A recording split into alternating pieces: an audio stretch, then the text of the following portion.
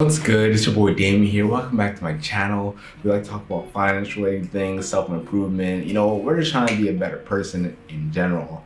Whole people, But let's get into it. Today we're gonna be talking about the truth of 7 streams of income. Because I know you probably heard by now that most millionaires, if not all, have multiple streams of income. Usually, I guess the magic number is 7. But there's a truth behind that no one is really talking about, or at least not a lot of people that I've seen. But let's get it straight. Obviously, it makes sense to have 7 streams of income. You gotta diversify.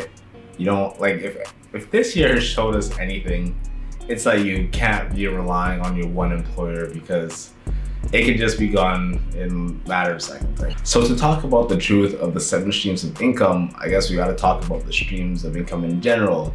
So let's start with number 1. Number 1 is the most obvious. It's earned income. It's what not everyone, but most people do. You go to your 9 to 5, you go to your part-time, whatever it is. But whatever income you get from said employer, that would be your first stream of income. Number 2 is your profit income. So this is like your side hustle vibe. Like if you're selling like little knickknacks on Etsy, and then the profits you get from that would be the second stream of income.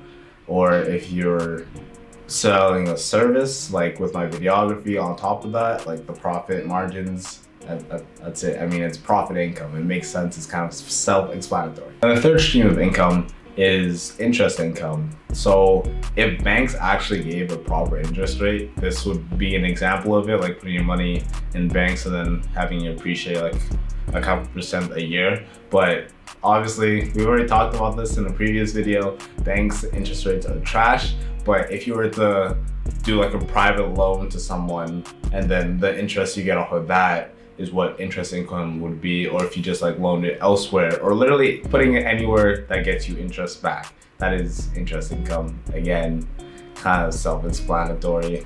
The fourth stream of income that we're going to be talking about is dividend income, and this comes from when you invest in stocks, which is why you should also invest in stocks. But it comes from companies that are like more established, so they have like a lot of cash flow and whatnot, and they actually give money back to their investors at whatever percentage it is, like between like 3 to 5%. That's usually around what it is. So it's like you get 5% of every dollar that you invested with them. So if you invested like a lot of money every month, you get like a decent amount back. Obviously, it's not like a massive check, but it depends on how much you invest in them. The fifth source of income that we're going to be talking about is rental income, and that's what we're going to be trying to be on the next year and a bit. If you haven't seen that video already, you should check it out, or it'll be in the cards. But it's most commonly used when we're talking about investment properties.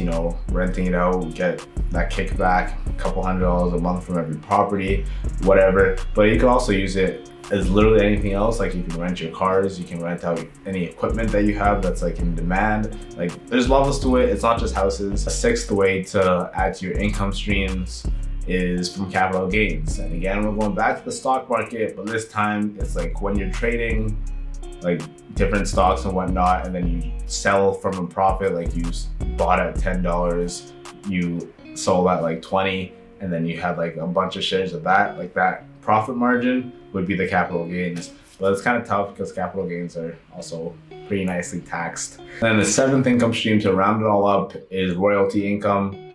This is the easiest example you could say is an author. Like one of my cousins, he's written a book. So, he's already done the work to write the book, and it's forever gonna live on like Amazon or like any physical copies that he has. And then the royalties that he gets from said book are always gonna kick back to him. Or like for movie stars, like anyone in the Fast and the Furious franchise, with all those damn movies that they have, that is a huge kickback in royalty income.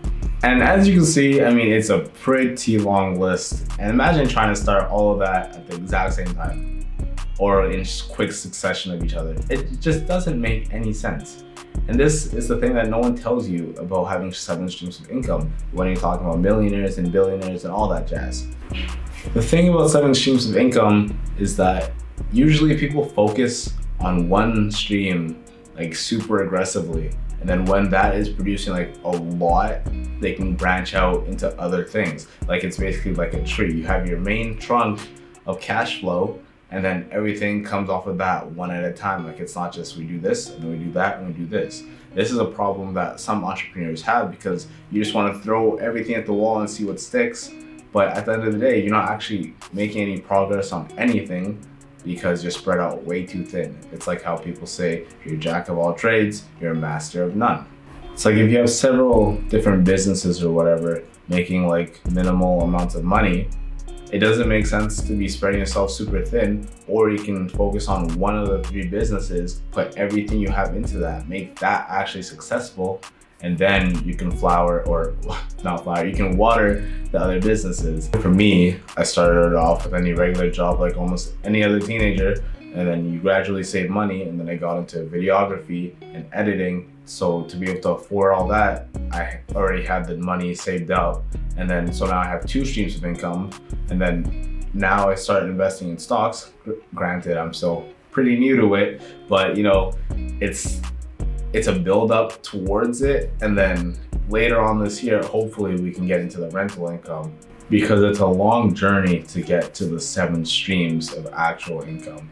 Like, people love saying that they have all these income streams and all whatnot, but if you're only making like $10 here, 20 here, 300 there, it doesn't make any sense. It's like how people, like, if you're a teenager, you'd always hear people saying, oh, I have 3 jobs, I'm working so hard, but you're working at the other 2 1 day a week, and then your main job like 4 times a week. Like, might as well just work the main job, unless those pay higher. Obviously, you might want to push the focus to that, but it just doesn't make any sense just spreading yourself so thin for not a lot of profit.